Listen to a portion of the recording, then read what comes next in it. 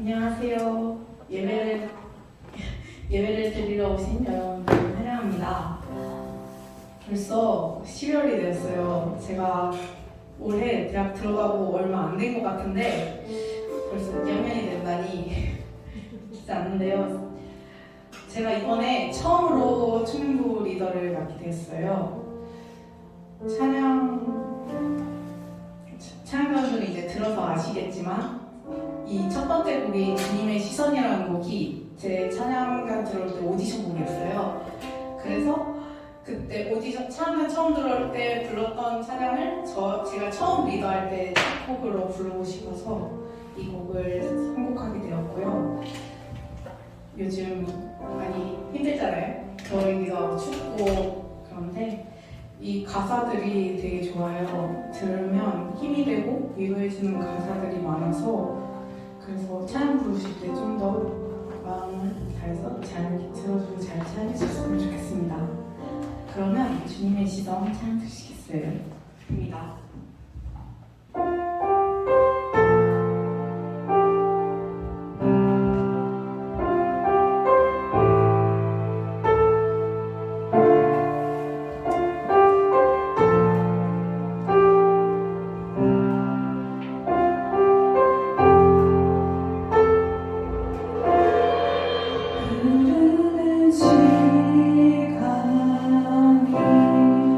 한숨만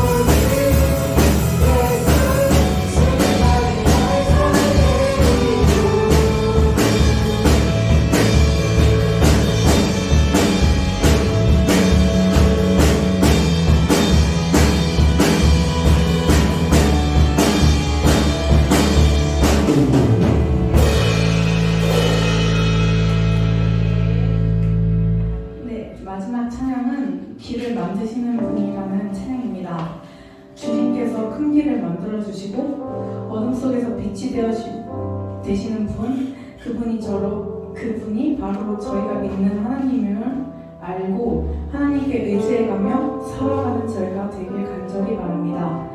길을 만드시는 분 찬양 주시겠습니다.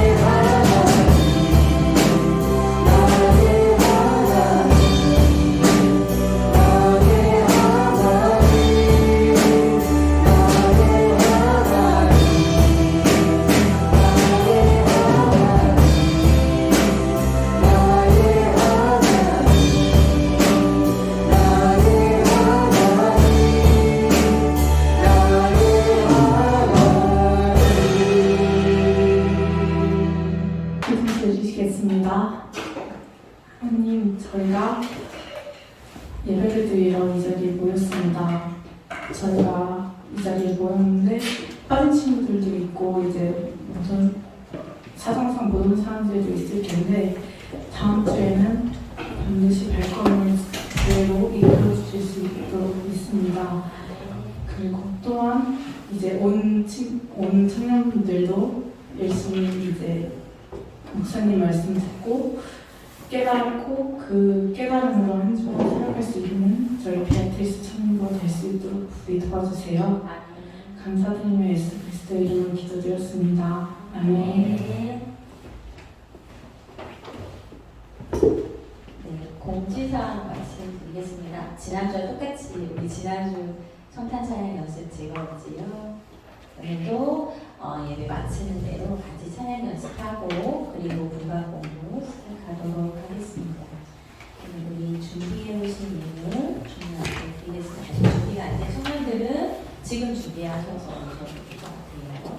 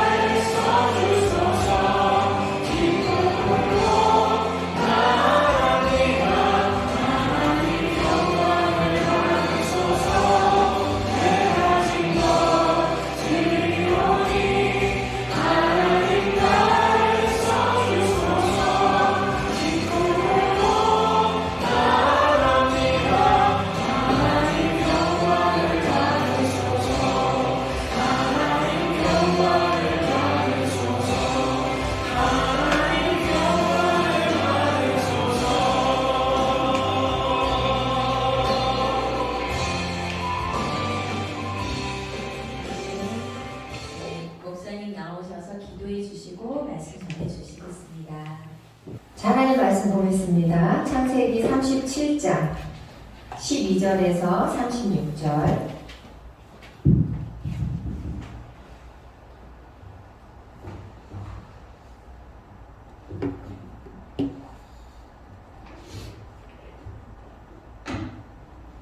찾았습니까? 네, 37장 12절. 자, 여자 남자 번갈아 교독할 때요. 여자가 먼저 남자가 함께 1절씩. 자, 여자부터 시작. 그의 형들이 세겜에 가서 아버지의 양떼를 칠 때에 이스라엘이 요셉에게 이르되 내 형들이 세겜에서 양을 치지 아니하느냐 너를 그들에게로 보내리라. 요셉이 아비에게 대답하되 내가 그리하겠나이다. 이스라엘이 그에게 이르되 가서 내 형들과 양떼가 다 잘 있는지를 보고 돌아와 내게 말하라 하고 그를 헤브론 골짜기에서 보내니 그가 세겜으로 가니라. 어떤 사람이 그를 만난즉 그가 들에서 방황하는지라. 그 사람이 그에게 물어 가로되 내가 무엇을 찾느냐. 그가 이르되 내가 내 형들을 찾아오니 청하건대 그들이 양치는 곳을 내게 가르쳐 주소서. 그 사람이 가로되 그들이 여기서 떠난느니라. 내가 그들의 말을 들으니 도단으로 가자 하더라. 요셉이 그 형들의 뒤를 따라가서 도단에서 그들을 만나니라. 요셉이 그들에게 가까이 오기 전에 그들이 요셉을 멀리서 보고 죽이기를 피하여 서로 이르되 꿈꾸는 자가 오는도다. 자 그를 죽여 한 구덩이에 던지고 우리가 말하기를 악한 짐승이 그를 잡아먹었다 하자. 그의 꿈이 어떻게 되는지를 우리가 볼 것이니라 하는지라. 르우벤이 듣고 요셉을 그들의 손에서 구원하려 하여 가로되 우리가 그 생명은 상하지 말자. 루벤이 또 그들에게 이르되 피를 흘리지 말라. 그를 광야 그 구덩이에 던지고 손을 그에게 대지 말라 하니 이는 그가 요셉을 그들의 손에서 구출하여 그의 아버지에게로 돌려보내려 함이었더라.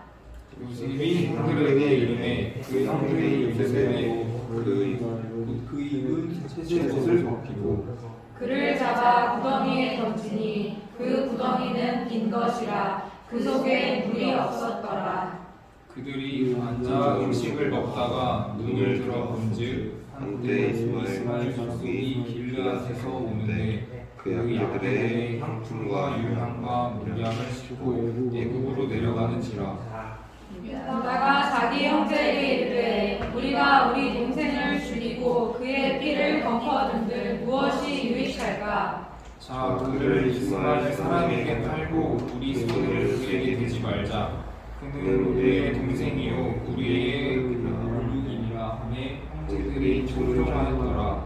그때 미디안 사람 상인들이 지나가고 있는지라 형들이 요셉을 구덩이에서 끌어올리고 은 20에 그를 이스마엘 사람들에게 팔매 그 상인들이 요셉을 데리고 애굽으로 갔더라. 제가 읽을게요. 루벤이 돌아와 구덩이에 이르러 본즉 거기 요셉이 없는지라 옷을 찢고 아우들에게로 되돌아와서 이르되 아이가 없도다. 나는 어디로 갈까? 그들이 요셉의 옷을 가져다가 수대음술을 죽여 그 옷을 피에 적시고 그의 채색 옷을 보내어 그의 아버지에게로 가지고 가서 이르기를 우리가 이것을 발견하였으니 아버지 아들의 옷인가 보소서 하매 아버지가 그것을 알아보고 이르되 내 아들의 옷이라 악한 짐승이 그를 잡아먹었도다. 요셉이 분명히 찢겼도다 하고 자기 옷을 찢고 붉은 배로 허리를 묶고 오래도록 그의 아들을 위하여 애통하니 그의 모든 자녀가 위로하되 그가 그 위로를 받지 아니하여 이르되 내가 슬퍼하며 수월로 내려가 아들에게로 가리라 하고 그의 아버지가 그를 위하여 울었더라. 그 미디안 사람들은 그를 애굽에서 바로의 신하 친위 대장 보디발에게 팔았더라. 아멘. 네, 지난주에 야곱의 다음 세대로 요셉이 등장하는 장면을 같이 보았습니다. 자, 아버지 야곱이 요셉에게 심부름을 시켰습니다. 형들과 양떼가 잘 있는지를 보고 오라고 그렇게 심부름을 시켰죠. 굉장히 간단한 심부름이에요. 형들이 잘 있나, 양떼를 잘 돌보고 있나, 별일이 없나. 그냥 한번 집을 떠나면 여러 날 이렇게 또 목초지에서 있다가 이제 돌아오고 하니까 그렇게 심부름을 시켰습니다. 자, 근데 우리가 이제 요셉의 일생을 얼추 알고 있죠. 여러분이 교회에서 많이 들어서. 아버지 심부름을 간 것 뿐인데 어떻게 되죠? 요셉은 종으로 팔려갑니다. 성경에 있는 것처럼 애굽의 종으로 팔려가는 발걸음이 돼요. 자, 어느 누구도 상상하지 않았던 일입니다. 계획하지 않았던 일이고. 인간의 삶이 그래요. 우리는 하루하루를 살아갈 뿐이에요. 그죠? 그냥 자기 루틴대로 출근하고 학교 가고 자기가 생각한 대로. 그런데 이렇게 우리 인생의 어느 한 시점에 늘 평범하고 늘 자기의 루틴대로 살던 그 일상에 이렇게 획기적인 어떤 사건이 발생하게 됩니다. 네. 자, 어느 인간도 이런 변수를 예측할 수가 없어요. 그래서 변수죠, 그게. 예측할 수 없기 때문에 요셉 자신도 요셉을 팔아넘긴 형들도 이거는 계획하지 않은 일이에요. 아버지 야곱의 생각 속에도 전혀 상상할 수도 없는 일이었죠. 근데 그런 일이 일어나요. 자, 우리가 그저 하루하루를 살아가는 것 같지만 그 하루하루 안에 하나님의 섭리가 깃들어져 있어요. 자, 우리가 생각할 수 있는 범위는 여기까지야. 우리는 하루하루 살지만 그 안에 하나님의 섭리가 있다. 그것밖에 몰라요. 어떤 섭리냐? 그건 몰라. 그걸 안다고 까부는 사람들이 점쟁이들이죠. 이렇게 이런 일이 있을 거야. 그거는 잘못된 거예요. 하나님만 아세요. 그래서 우리가 그거를 대비한다는 것은 우리의 마음과 우리의 실력, 믿음을 대비한다는 거지 점쟁이가 알려주는 대로 야 너 뭐 몇날 며칠에 거기 가면 너 안 되니 거기 가지 마. 그런 대비는 잘못된 거예요. 그건 잘못된 거예요. 우리가 아는 건 뭐예요? 우리는 그저 하루하루를 그저 살아갈 뿐이야. 그러나 거기에 하나님의 섭리가 있다라는 걸 믿고 그 섭리를 받아들이는 준비, 그런 마음의 상태, 그것밖에 할 수 없어요. 우리는. 요셉이 이 하나님의 섭리를 자기의 그 삶의 현장에서 하나님의 섭리가 이거야 라고 확인하는 데까지 이 종으로 팔려가는 이 사건, 어마무시한 사건이죠. 오늘 이 본문에도 나와 있지만 이 엄청난 일을 겪는 거예요. 여러분이 조금만 상상력을 발휘해서 내가 그 현장에 있다고 생각을 해봐. 엄청난 일이에요. 이 엄청난 일, 요셉에게 벌어진 이 엄청난 일에 하나님의 섭리를 깨달을 때까지 요셉은 22년이라는 시간이 걸렸어요. 네. 우리가 지난주에 본 대로 요셉이 17세의 소년으로 이렇게 37장에 처음 등장하죠. 형들에게 심부름을 갖다가 종으로 팔려가면서 까닭모를 고난에 처하게 됩니다. 어마어마한 일을 당하게 되죠. 왜 이런 일이 나에게 일어나는지 요셉은 알지 못했어요. 다만 하루하루를 충실히 살아갔을 뿐이죠. 22년 후에 그가 스스로 고백해요. 형들 앞에서 고백하죠. 하나님께서 나를 여기에 먼저 보내셨다. 네. 자, 어떤 사람이 이제 들에서 방황하는 요셉을 발견합니다. 약을 치는 목초지에서 요셉이 채색 옷을 입었다고 우리 지난 시간에 그런 말하자면 좀 화려하고 눈에 띄었겠죠, 당연히. 어떤 사람이 이제 발견해요. 왜 이렇게 방황하냐? 그러니까 우리 형들을 만나러 왔는데 여기라고 생각해서 왔는데 형들이 안 보인다. 형들을 찾고 있다 하니까 그 길에서 우연히 만난 그 사람이 그래? 내가 1년에 그 여러 양치기들이 이렇게 하는 걸 봤는데 하면서 도단에서 봤다 이렇게 얘기를 해요. 요셉이 갔던 이 세겜과 형들이 이동해서 약을 치고 있다는 그 도단까지는 한 20km 정도라고 해요. 걸어갔잖아요, 옛날엔 다. 짧지 않은 거리죠. 그리고 아직 10대 소년이에요. 짧지 않은 거리. 그런데 요셉은 도단까지 가죠. 형들을 찾으러 갑니다. 사실은 아버지의 사랑을 받고 있고, 아버지가 세겜에 가라. 그래서 갔는데 거기 형이 없어. 그럼 어떻게 해? 그냥 가면 돼, 집에. 갔는데 형들이 없던데요? 이렇게 하면 돼. 왜냐면 지금 아버지의 사랑을 받고 있기 때문에 그렇게 해도 되는데 요셉은 어떤 사람이에요? 정직한 사람, 책임감이 강한 사람. 도산까지 가는 거죠. 아버지의 심부름을 완수하기 위해서. 형들을 꼭 만나서 확인을 하고 가야 되니까 도산까지 가요. 어떻게 보면 그렇게 생각돼요, 저는. 하나님께서 요셉의 이 성품을 사용하시는 거죠. 그리고 요셉을 그렇게 만드신 분도 하나님이에요. 우리가 다 성격이 다 다르잖아요. 그죠? 요즘에는 MBTI 난리가 나서 다 만나기만 하면 뭐야, T야, I야 다 물어보잖아요. 다 달라요, 기질이. 그렇게 태어나는 거죠, 우리가. 나만의 독특함을 갖고 태어나요, 모든 인간은. 시편 139편에 본 것처럼 하나님께서 모태에서 나를 신묘막직하게 지으셔서 모든 사람은 각자 독특한 자기만의 특성을 갖고 태어나. 하나님께서 그렇게 다 다르게 만드셨잖아요. 그래서 그것을 하나님께서 적절한 때에 적절한 하나님의 손과 발로 사용하시는 거죠. 우리가 하나님의 동역자로 살아가게 돼요. 그리스도인들은. 그런 섭리가 있지만 이런 상황에서는 하나님의 섭리라고 받아들이기에는 너무나 끔찍한 일이 일어나는 거죠. 하나님의 섭리가 있지라고 생각하더라도 너무너무 어려운 상황이 벌어집니다. 자, 19절에 한번 보세요. 37장 19절. 19절에 보면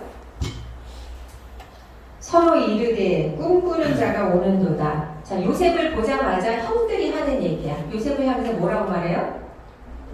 꿈꾸는 자가 오는도다. 그거 어때요? 되게 칭송하는 말이야? 아니면 어떤 말인 것 같아? 뉘앙스가. 형들이 지금 요셉을 보자마자 꿈꾸는 자가 온다 이렇게 말하고 있어요. 어떤 거야? 어? 그렇죠. 왜? 우리가 그 전에 봤잖아요. 형들이 요셉을 싫어했어. 인사조차 하지 않을 정도로. 꿈꾸는 자가 온다라는 건 뭐예요? 비아냥거리는 거예요. 요셉이 엄청난 꿈을 꾸었잖아요. 2번씩이나. 그걸 형들이 들었어.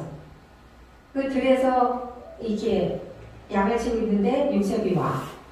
보자마자 꿈꾸는 자가 오는도다 이렇게 말해요. 그리고 뭐라고 해요? 보자마자 음모를 꾸며요. 20절. 그를 죽여 한 구덩이에 던지고 짐승이 죽였다고 하자. 뭐 충분히 가능한 일이잖아요. 들판에서 아버지한테 그렇게 말하자. 참 얼마나 이 형들이 요셉을 미워했으면, 그쵸? 요셉을 없앨 수 있는 절호의 기회인 거야 지금. 그쵸? 그 들판에 보는 사람도 없고 특히 아버지도 없고 죽여버리자 이렇게 보자마자. 꿈꾸는 자가 오는도다. 굉장히 살벌한 말이야. 야, 요셉이 그런 꿈을 꿨는데 우리가 죽이면 그 꿈은 진짜 뭐 말도 안 되는 꿈인 거잖아요. 죽여버리면. 그쵸? 뭐 살아있어야 뭐 꿈대로 되든지 말든지 할 거 아니에요. 엄청난 거예요 사실은. 내 형들을 마음에 그만큼 분노가 많이 있었다는 거죠. 야, 그가 말한 꿈이 어떻게 되나 한번 보자. 이게 비아냥거리는 거예요. 그리고 그를 죽이려고 하죠. 구덩이에 던집니다. 근데 성경에 보면요, 이 여러 번의 이 정말 절묘한 타이밍이 굉장히 많이 등장을 해요. 이제 그건 우리가 뭐 다음 주에 다시 나눌 거지만 어쨌든 구덩이에 던져버렸는데 그 구덩이가 물이 없었다 이렇게 성경은 증언해요. 물이 있었더라면 그냥 빠지자마자 죽는 거야. 그렇죠? 근데 물이 없었다라고 성경이 토를 달고 있어. 하나님의 섭리를 우리에게 슬쩍 보여주는 거야. 그가 형들의 미움을 받고 형들에 의해서 구덩이에 던져졌어. 그런데 그 구덩이에 물이 없었기 때문에 요셉이 구덩이에 빠지자마자 죽는 것은 면하게 하셨다는 거죠. 요셉이 얼마나 발버둥을 치고 울부짖었을까요? 그냥 형들이 하는 대로 그냥 놔뒀을 일은 없잖아요. 요셉이. 그쵸? 막 뭐 왜 이러세요? 뭐 살려주세요. 막 그렇게 했을 거 아니에요? 이 아버지 야곱의 사랑 속에 눈치 없이 자랐던 그 요셉에게 정말 엄청난 일이, 처음 당하는 일인데 엄청난 일이 벌어지는 거죠.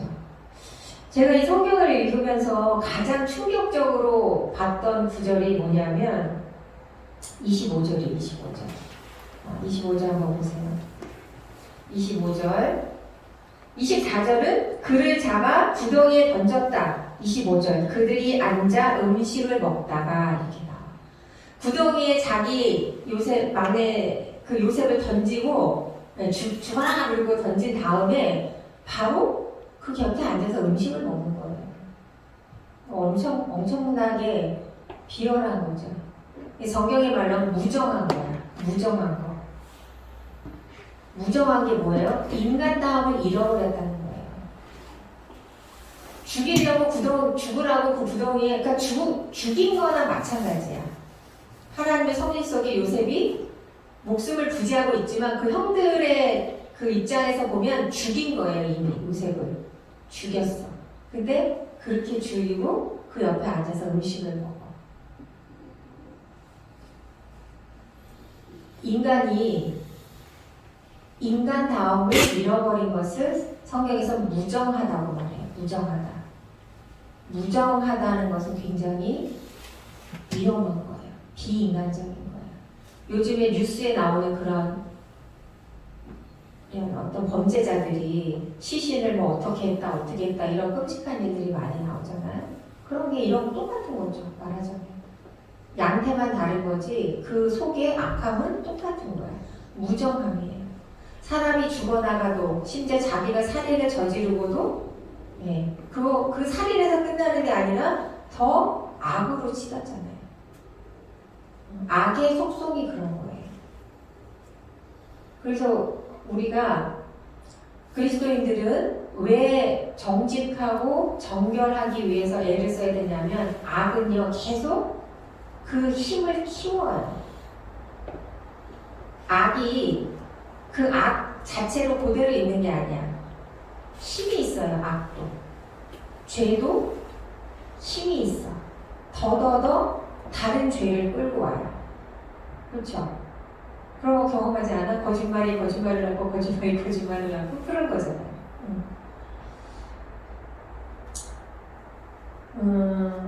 요셉의 아쉬웠던 점이 그거라고 했죠. 다른 사람의 마음을 헤아리지 못하는 부족함이 있었어요. 요셉에게. 형들이 자기를 그렇게 죽일 만큼 미워했다는 생각을 꿈에도 못했죠. 요셉은. 근데 몰랐다고 그냥 그렇게 덮어줄 수는 없는 거예요. 몰랐다고. 그걸 어리석다고 해요. 성경에서는. 우리가 얘기할 때 나는 몰랐잖아. 그렇게 얘기하잖아요. 물론 알고 하는 것보다 조금 죄가 약하다고 할 수는 있어. 우리가 생각할 때. 근데 성경에서는 그걸 어리석다고 해요. 성경에서 죄라고 해서 어리석은 것. 나태하고 게으른 것을 죄라고 규정해요. 성경에서는. 나는 원래 게을러 성격이. 자랑이 아니에요. 속도가 늦을 수는 있어. 어떤 사람은 속도가 빠르고 어떤 사람은 속도가 느리고 그럴 수 있어요. 근데 속도가 느린 것과 게으른 건 다른 거죠. 게으른 건 뭐예요? 자기의 소임을 다하지 않는다는 뜻이야. 게으른다는 거. 그래서 어쨌든 요셉이 형들이 자기를 정말 그 존재를 지워버릴 만큼 미워하고 있었다는 걸 몰랐어요. 요셉은. 근데 아마 이 일을 통해서 요셉이 알았겠죠. 그 구덩이 속에서 그런 생각을 했을 수 있어요. 우리가 두 가지 시선을 볼 수 있어. 요셉의 그 좀 아쉬웠던 부분. 내가 너무 내 자신에게만 치중해서 다른 사람의 입장이나 감정을 잘 헤아리지 못하는 것. 그것이 미덕이 될 수는 없어요. 반대로 형들의 시선에서 형들이 그토록 요셉을 미워했던 이유는 요셉에게만 너무 집중해서 그래요. 하나님을 한 번이라도 생각했더라면 자, 요셉이 조금 우리가 보기엔 좀 뭐 그렇지만 뭔가 그에게도 하나님의 계획과 섭리가 있다라는 생각을 한 번만이라도 했다라면 형들의 마음속에 분노를 그렇게 계속 키워가진 않았을 거예요. 그러니까 꿈 얘기만 해도 그래요. 꿈 자체에만 몰두할 필요가 없어요. 네가 그런 꿈을 꿨어? 장자인 나도 못 꾼 꿈을? 뭐 이렇게 생각할 수 있잖아요. 르우벤은 또 뭐 유다는 유다대로 각자. 근데 그렇게 생각하면 돼요. 정말 하나님께서 주신 꿈이라면 하나님의 뜻대로 이루어질 것이고 지가 지잘난 맛에 그냥 소위 말해서 지어낸 일이든지 아니면 뭐 헛된 꿈을 꿨든지 간에 그런 거면 그건 그냥 없어질 일이에요. 형들이 그렇게 막 분노를 키우고 요셉을 미워하지 않아도 그건 그냥 제풀이 없어질 꿈이란 말이에요. 근데 그걸 향해서 계속 요셉이 꾼 꿈, 꼴보기 싫고 말도 안 되고 없애줬으면 좋겠고 시기와 질투를 계속 키운 거잖아요. 그러니까 양 치러 가는데도 요셉은 안 갔잖아요. 아버지의 편애 때문에 그런 거죠. 형들은 다 갔는데 요셉은 안 갔어. 그렇잖아요. 그런 게 다 미움의 동기가 되지만 우리가 다른 사람을 향해서 그런 마음을 가질 때 결국에는 자기 인생이 어둠 속으로 떨어진다는 거예요. 이 형들이 요셉이 없어지면 모든 게 다 될 거다라고 생각했지만 어떻게 돼요? 요셉이 죽었다고 아버지에게 얘기했을 때 야곱은 오늘 성경에 보면 어느 누구도 위로할 수 없는 슬픔을 갖게 돼요. 아버지 야곱이. 그래서 그 요셉의 형들이 어땠을까요? 20년이 넘게 자기들이 거짓말한 것을 숨기고 살아야 돼. 아버지한테. 그리고 그럴 뿐만 아니라 어느 누구를 통해서도 위로할 수 없는, 어느 누구도 위로할 수 없는 그 아버지의 슬픔. 오늘 그 야곱이 뭐라고 말하냐면 그렇게 말하죠. 34절 한번 보세요. 34절. 야곱이 자기 옷을 찢고 굵은 배로 허리를 묶고 오래도록 그의 아들을 위하여 애통하니 그의 모든 자녀가 위로하되 그가 그 위로를 받지 아니하여 이르되 내가 슬퍼하며 수월로 내려가 아들에게로 가리라 하고 그의 아버지가 그를 위하여 울었더라. 이게 뭐냐면 내가 죽을 때까지 수월로 내려간다는 말은 죽을 때까지 나는 슬픔을 거둘 수가 없다. 계속 슬퍼했다는 거야. 어느 자녀를 통해서도 위로를 못 받고 계속 슬퍼했다는 거예요. 그러면 이제 20년 후에 애굽에서 이 야곱과 그의 요셉의 다른 형제들이 이제 다시 재회를 하게 되거든요. 이제 뒤에 나오는데 그때까지 이 형들은 매일매일이 지옥이었을 거야.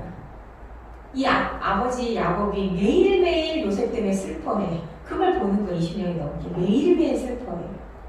그리고 그럴 때마다 뭘 느껴? 자기네가 지금 아버지를 속이고 있지만 자기들끼리는 알잖아요. 각자 20년 넘게 거짓을 말한 자기들의 죄에 고통을 당했을 거고 한 집에서 얼마나 괴로웠을까. 그 매일매일 슬퍼하는 그 아버지를 보면서 그런 세월을 보내는 거예요. 이게 비극이에요. 말하자면 우리의 인생이 겪는 비극이야. 우리 모든 인생이 마찬가지예요. 우리가 부족하고 우리의 본성이 죄되기 때문에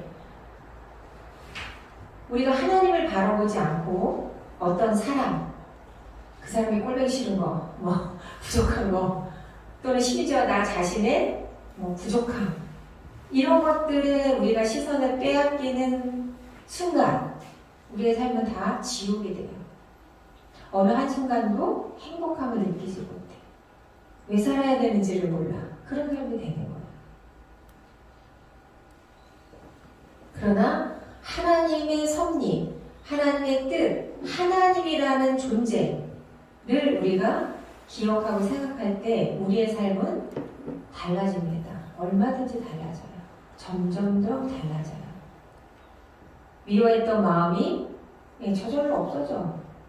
미워하지 말아야지. 그렇다고 안 미워지는 게 아니에요. 그러나 하나님을 바라보고 하나님의 은혜를 묵상하고 하나님의 섭리를 생각하면 저절로 없어져요. 그 마음이. 왜? 우리의 시선이 다른 곳을 향하기 때문에 그런 것들은 기억나지 않고 사라져. 없어져요. 거기에 무게를 두지 않기 때문에 그래요.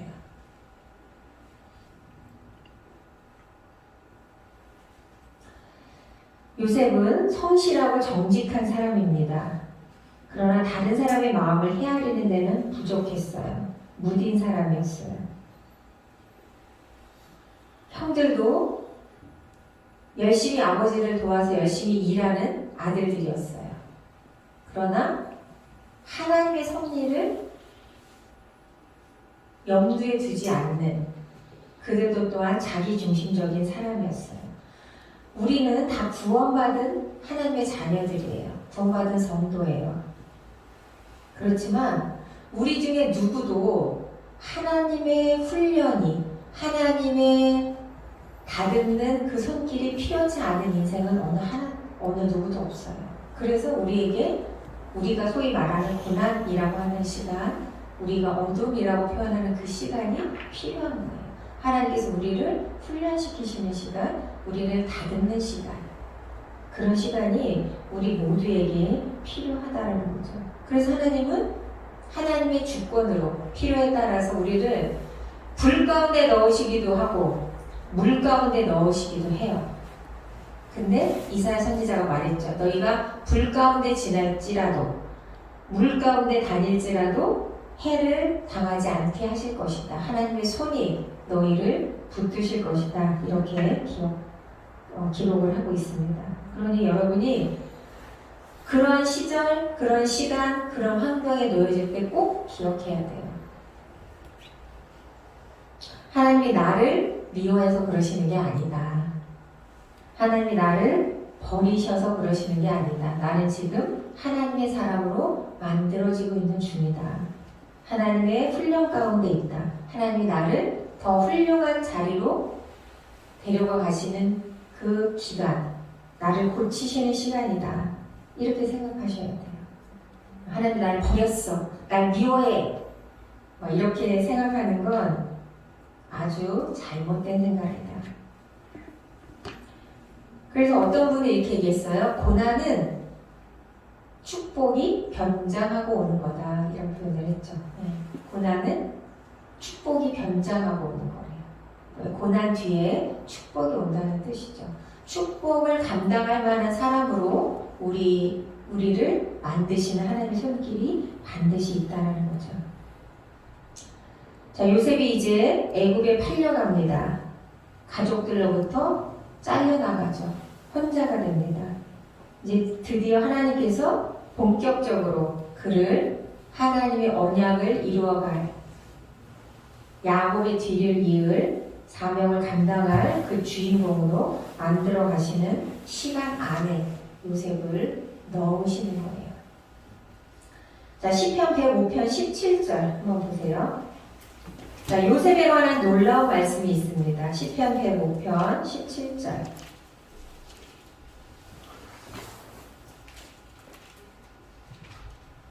(105편) 17절.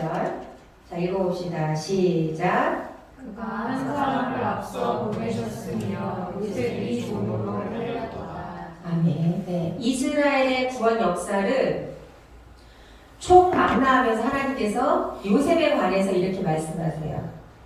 한 사람을 앞서 보내셨다. 어디로 앞서 보내? 애굽이라는 인큐베이터. 애굽에서 이스라엘 민족이 흥황하게 돼요.